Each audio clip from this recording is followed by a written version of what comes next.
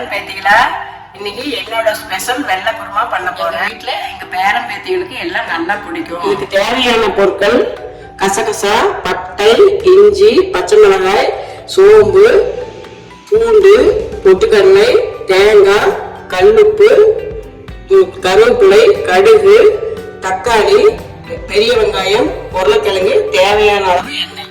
இப்ப அரைக்கிறதுக்கு தேவையான பொருட்கள் ஜார்ல போட்டுக்கலாம். கசகசா, சோம்பு, மிளகாய், இஞ்சி, பட்டை, பூண்டு, பொட்டுக்கடலை, தேங்காய், இதையெல்லாம் போட்டு அரைச்சி எடுத்துட்டு வந்துடலாம். அரைப்பதற்கு தேவையான அளவு தண்ணி ஊற்றிக்கலாம். இப்போ ஸ்டவ் ஆன் பண்ணி குக்கர் எடுத்து வச்சுக்கலாம். இப்போ கடுகு பொரிஞ்சிருச்சு. இப்போ வெங்காயம் போடுறோம்.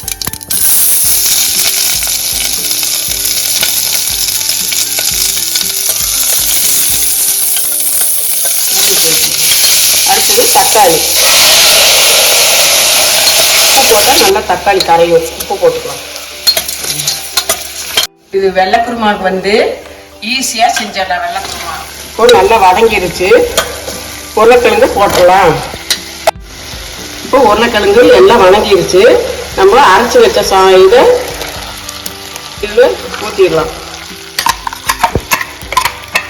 தண்ணியெல்லாம் உங்களுக்கு தேவையான அளவு ஊற்றிக்குங்க. மூடி போட்டுடலாம்.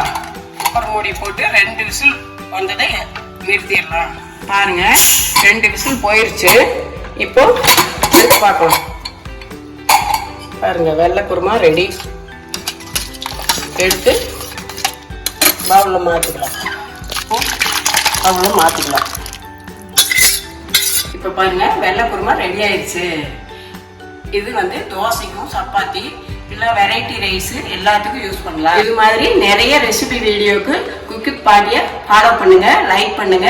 Tata, bye by.